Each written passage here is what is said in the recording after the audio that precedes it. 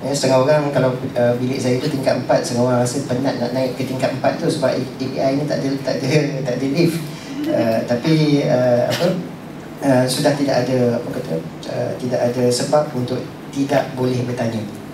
Kalau ada kemusykilan boleh tanya secara langsung. Kalau mesej tu sampai ke smartphone saya, kalau benda tu penting, saya akan respon secara segera. Itu yang saya lakukan dan saya manfaatkan. Dan sebab itu bagi saya setuju sangat kalau Facebook ini kita manfaatkan. Itu kata kuncinya, manfaatkan. Masalahnya kadang-kadang kita terleka. Sebab itu kalau kita nak update status pun kita kena fikir apa yang kita nak letak itu adakah ia bermanfaat atau tidak. Kadang-kadang saya tengok status yang diupdate, saya lapar. Kalau lapar pergi makan, bukan update status. Betul tak? Adakah kalau kita update status saya lapar, kita akan kenyang? Masalah tak selesai. Betul tak? Jadi kita kena ada hikmah dekat situ. Sebab itu kalau kita tengok dalam Quran tu, kalau bercakap tentang konteks dakwah, ud'u ila sabili rabbika bil hikmah wal mau'izatil hasanah wajadilhum billati hiya ahsan. Sebenarnya ada 3 pendekatan yang disebut di situ, bil hikmah. Kita nak berdakwah kena ada hikmah. Nak ada hikmah kita kena ada ilmu. Nak ada ilmu kita kena ada maklumat. Nak ada maklumat kita kena ada data. Okey? Itu hierarki ilmu sebenarnya. Di bawah sekali adalah data. Data yang nanti analisis menjadi maklumat. Maklumat yang dicernakan akan menjadi ilmu. Ilmu yang dimanfaatkan akan jadi hikmah. Okey. Dengan saya guna ustaz lah dengan Google, blog, YouTube dan sebagainya ini, kita boleh cari apa sebenarnya? Kita boleh cari data, kita boleh cari maklumat. Tapi adakah kita boleh cari ilmu? Tidak semestinya.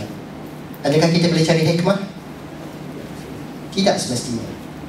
Jadi sebab itu saya setuju tadi bila saudara Hilal sebut, jangan kita bergantung bulat-bulat pada al-YouTubi, al-Googli, al-blogi dan sebagainya.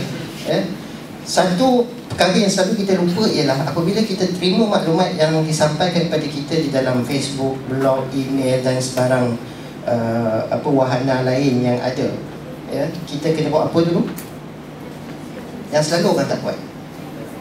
Kita selidik dulu kesahihan maklumat yang diterima. Itu disebut dalam surah Al-Hujurat. Yang jarang dan saya rasa ramai yang tak buat. Kita kata sharing is caring. Orang share satu status, kita tahu, oh ini bagus ni, kita terus share. Kita tak check dulu sanad dia, perawi dia siapa. Takut apa yang kita sebarkan itu adalah perkara-perkara yang tidak tepat. Satu. Lebih teruk lagi kalau bersifat fitnah. Itu kita kena hati-hati. Kadang-kadang benda itu mesejnya baik, tetapi perkara yang tidak benar. Saya bagi satu contoh yang sebenar. Saya rasa saudara saya pun maklum. Tahun lepas ke awal tahun lepas saya rasa, yang isu pensidilan halal secret recipe. Ada orang keluarkan dalam Facebook secret recipe tidak halal kerana sijil halal ditarik balik oleh pihak JAKIM. Okey. Dan lepas tu semua orang share lah. Kata secret recipe tidak halal. Okey.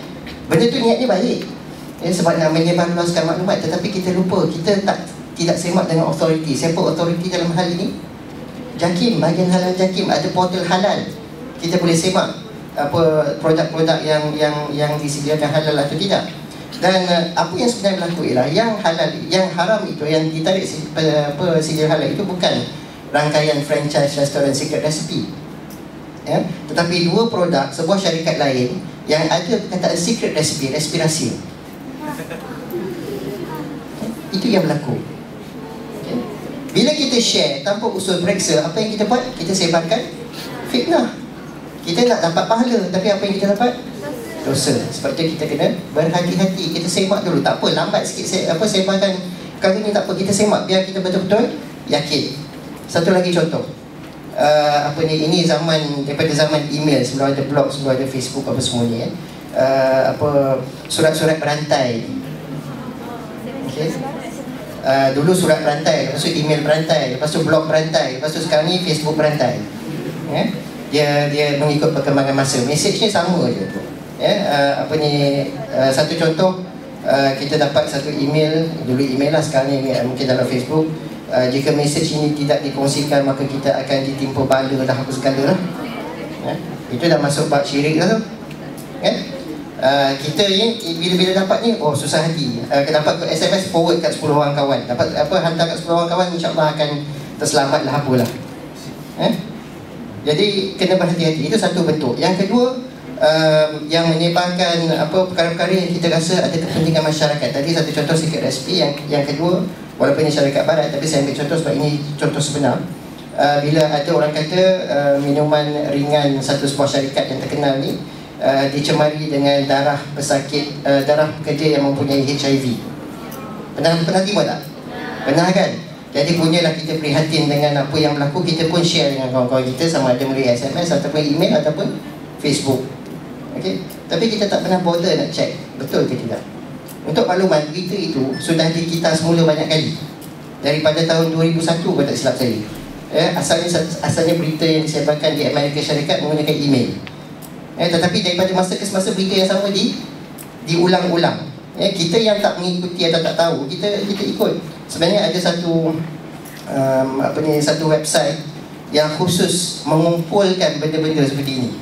Kita boleh check urbanlegends.com kalau tak silap saya.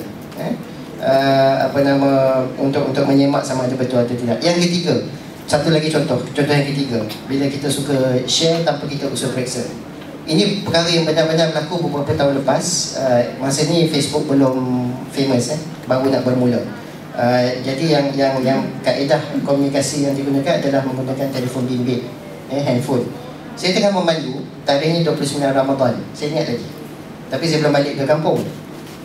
Tiba-tiba dapat mesej tengah hari ni, mengatakan bahawa esok hari raya. 29 Ramadan tengah hari, pengumuman penyimpan mahu besar raja-raja biasanya selepas maghrib, dalam pukul 8 macam itu. Tapi tengah hari ni Zuhur tak masuk lagi, dah dapat maklumat kata esok raya. Kecoh semua orang, yang syarikat swastanya dah panik. Sebab kalau ikut kiraan, besok puasa lagi. Jadi kita ni bila dapat berita macam tu, kita tak fikir panjang, kita terus sebar. Kita tak check dengan pihak yang berautoriti. Dalam hal ini again JAKIM lah. Jadi apabila jadi dia menimbulkan satu suasana yang agak menyusahkan masyarakat. Bukan nak menyenangkan, tetapi menyusahkan. Ada syarikat swasta misalnya terpaksa membenarkan staf semua balik tengah hari itu sebab nak balik kampung. Tiba-tiba bila tunggu lepas maghrib, penyimpan mahu besar raja-raja kata esok tak raya, kena puasa lagi satu hari. Jadi maknanya perkara ini kita kena berhati-hati. Kalau kita nak jadi da'i, kita kena pastikan maklumat yang kita sampaikan itu adalah maklumat yang betul-betul berautoriti dan tepat. Kalau kita petik daripada orang, pastikan kita letak sumbernya. Jangan kita klaim itu sebagai kita punya, sebab kita nak tunjuk hebat mungkin. Itu niat dah tak betul tu. Maknanya kita kena petik sumbernya. Itu sebenarnya disiplin yang diterap di dalam diri seorang mahasiswa. Bila kita buat research, bila kita menulis esei, menulis report dan sebagainya, kita quote orang, kita petik orang, kita kena beri pengiktirafan kepada petikan itu. Sumbernya mana, buku mana, siapa tulis, tahun bila, penerbit mana. Semua tu kena ada. Halaman mana kalau boleh. Jadi kalau orang nak double check, mudah orang nak terus semak. Disiplin yang saudara saya dapat semasa sebagai seorang pelajar di universiti kena diamalkan dalam menjalankan tugas sebagai seorang da'i. Itu bil hikmah. Kena ada hikmah kebijaksanaan. Nasihat pengajaran yang baik. Maknanya kalau kita macam Saudari Hilal Syah sebut memang betul lah. Maknanya kalau kita nak mengajak orang ke arah kebaikan, kita juga kena buat perkara itu. Jangan kita jadi apa yang disebut dalam Quran, ya ayyuhallazina amanu lima taquluna ma la taf'alun. Wahai orang-orang yang beriman, kenapakah kamu mengatakan apa yang tidak kamu lakukan? Itu selalu menjadi peringatan kepada mana-mana da'i sebenarnya. Kalau kita nak ajak orang bersolat, kita kena pastikan kita juga bersolat. Jangan kita ajak tapi kita tak join solat jemaah contohnya. Kalau kita nak ajak orang ke arah kebaikan, kita pastikan kita juga buat bersama-sama kebaikan tersebut. Jadi perkara seperti ini kita kena prihatin, kita kena beri perhatian. Jangan orang kata kita cakap tak serupa, bikin. Yang ketiga, kita nak bermujadalah, nak berdebat dengan cara yang lebih baik. Bukan bergaduh, bukan bertengkar. Kita nak berdebat, kena berdebat dengan ada ilmu, bukan debat dengan perasaan, dengan emosi. Masalah kita hari ni, kadang-kadang ini berlaku juga. Saya ni Facebook ni saya suka memerhati sebenarnya. Dalam senarai saya tu ada kawan-kawan sekolah, ada kawan-kawan universiti, ada kawan-kawan yang bekerja, dan ramai juga pelajar. Dan ada beberapa orang yang saya tak pernah bertemu secara bersemuka, tetapi kenal secara Facebook ni lah, secara banyak. Jadi saya suka tengok orang punya posting-posting di Facebook. Kadang-kadang setengahnya sengaja dia post benda-benda yang nak kata provoke orang lain. Jadi kita tengok bagaimana orang respon. Ada yang respon seolah-olah macam nak bertumbuk. Agaknya kalau Facebook tu boleh kita bertumbuk, nak bertumbuk agaknya. Setakat poke je boleh. Tak boleh nak punch. Agaknya kalau ada punch dia dah punch agaknya, wallahualam. Jadi ada yang respon cara yang berhikmah, siap bagi pautan. Okey, sila rujuk ini, apa yang saudara kata yang tidak tepat. Itu yang sepatutnya kita buat. Kita berdebat dengan cara yang lebih baik. Sekarang debat dah macam-macam cara dah, bukan setakat bersemuka. Kita boleh berdebat secara maya, baik menggunakan blog, menggunakan Facebook. Tetapi kita kena pastikan pilihan perkataan-perkataan itu perkataan-perkataan yang sesuai dengan akhlak Islam. Jangan guna perkataan-perkataan kesat, jangan guna perkataan-perkataan yang orang kata perkataan-perkataan yang kasar. Kadang-kadang kalau kita menggunakan perkataan kasar, dia akan membawa kesan yang sebaliknya. Daripada orang lihat kita nak sampaikan sesuatu yang benar, orang kata orang akan marah dengan kita. Jadi dia akan backfire. Jadi kita kena berhati-hati. Pemilihan perkataan juga penting. Dan pemilihan perkataan ini, saya nak tekankan di sini, kalau kita nak terjemahkan ini dalam dunia maya, kita kena amalkan dalam dunia sebenar. Bila kita bercakap dengan kawan-kawan pun, kita kena guna cara yang perkataan-perkataan yang baik. Selalu amalkan ini dalam interaksi dunia sebenar. Ini yang akan diterjemahkan ke dalam dunia maya. Walaupun saya tahu ada orang karakter dunia maya dia berbeza dengan karakter dunia sebenar. Di dalam dunia maya dia nampak extrovert, dan saya rasa ramai yang macam ini mungkin. Tapi bila berjumpa dia secara bersemuka, dia seorang yang amat pemalu. Ada juga yang macam itu. Jadi mungkin itu menjadi satu platform kepadanya untuk meluahkan perasaan. Facebook ni saya rasa jadi medan untuk orang meluahkan perasaan kadang-kadang. Macam-macam kisah yang boleh kita dapat kalau kita bukukan status Facebook dalam 24 jam. Agaknya boleh jadi best seller mungkin. Okey, itu 3 kaedah dakwah yang disebut bil hikmah, mau'izatil hasanah, wajadihum billati hiya ahsan, yang kita kena amalkan. Dan dicampur pula dengan pesanan dalam surah Al-Hujurat supaya kita selidik dulu kesahihan sesuatu berita. Kemudian satu lagi yang saya nak sebut di sini ialah berkaitan dengan plagiarisme. Nak berdakwah dengan plagiat. Kita nak sampaikan mesej macam saudara Hilal kata, mesej yang sama tetapi menggunakan cara kita sendiri. Kalau kita nak petik daripada orang, macam saya kata tadi, kita make sure kita bagi kredit. Jangan kita letak seolah-olah macam kita punya. Ini berlaku bukan sekadar dalam konteks dakwah saja, dalam bila buat assignment pun student suka cut and paste je. Budaya cut and paste ni bahaya sebenarnya, tak sihat. Kita tak dapat apa-apa. Dan sekarang ni saya nak check kan susah. Kadang-kadang walaupun kita boleh guna software macam Turnitin dan sebagainya, tetapi ada satu kaedah mudah je. Ambil secara random satu ayat, letak kat Google, keluarlah artikel yang asal. Betul, saya dah buat. Dan 9 daripada 10 kali yang saya buat itu biasanya memang diambil daripada Wikipedia contohnya, ataupun kadang-kadang daripada blog. Jadi jangan amalkan perkara itu. Kalau kita nak petik, pastikan kita bagi kredit. Jangan kita mengaku sesuatu yang bukan milik kita itu sebagai milik kita. Sebab itu akan menyebabkan dakwah yang disampaikan itu akan backfire. Sebab kita tidak ikhlas dalam menjalankan perkara tersebut. Okey, yang penting di sini adalah kita nak mencari keseimbangan. Ini sedikit sambungan daripada apa yang saudara Hilal sebut tadi. Kita kena seimbangkan hidup kita antara dunia maya dengan dunia sebenar. Kita tak dapat lari daripada dunia maya ni. Sebab itu realiti hari ni. Kita kena bijak memanfaatkan perkara ini untuk kebaikan kita. Tetapi jangan sampai kita terlalu sangat berada dalam dunia maya sampai kita lupa tanggungjawab kita di luar. Apa tanggungjawab kita di luar? Pada diri kita, yang pertama kena jaga kesihatan. Ada orang terlalu asyik depan komputer, dia lupa bab makan. Waktu makan dia dah tak menentu. Makan pun depan komputer. Senyum ni mana macam biasa buat tu ni. Okey. Kemudian tidur, itu kena jaga. Saya kena jaga tidur, kena cukup. Tapi berapa ramai pelajar di universiti yang tidur cukup? Bila tidur tak cukup, jadi pada pelajar saya seorang pada 1 tahun,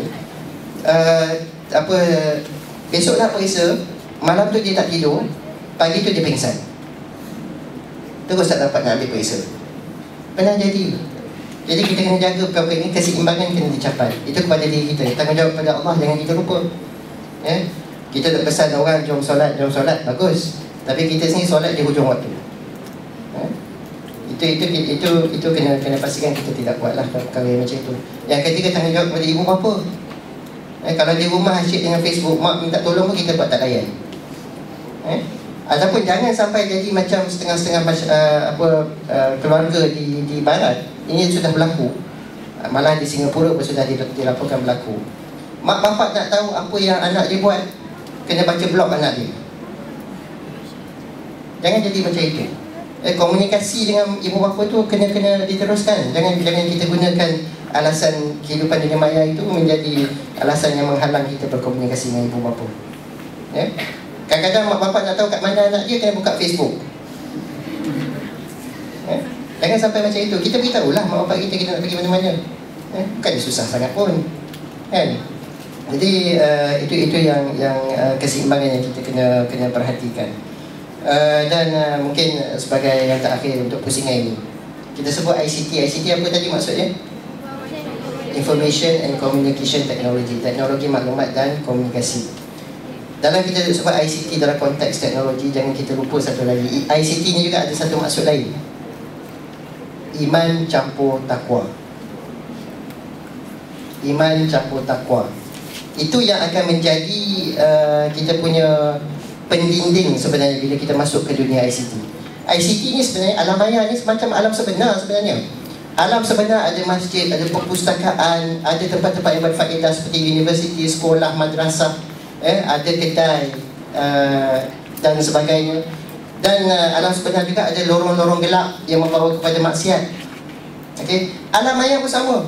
Ada benda-benda baik yang untuk kita dapat maklumat-maklumat agama, tentang ilmu. Ada kedai online yang boleh kita beli barang, buku dan sebagainya. Tapi waktu yang sama ada juga lorong-lorong gelap dalam alam maya. Yang membezakan atau yang menjadikan kita ini seorang pengguna yang bijak atau tidak sebagai iman dan takwa kita.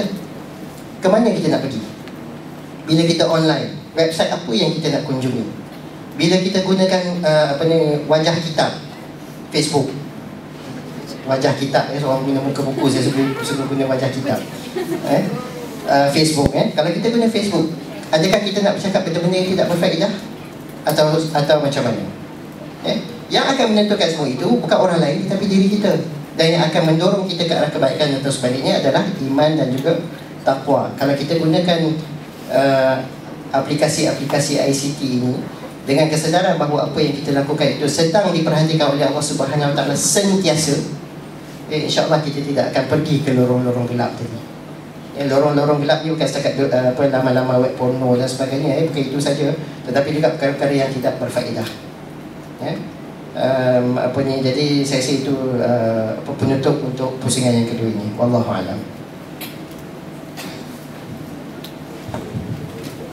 Terima kasih kepada panel pertama, Tuan Syekh. Jadi kita jelas apabila kita menceburi ataupun menyertai golongan ataupun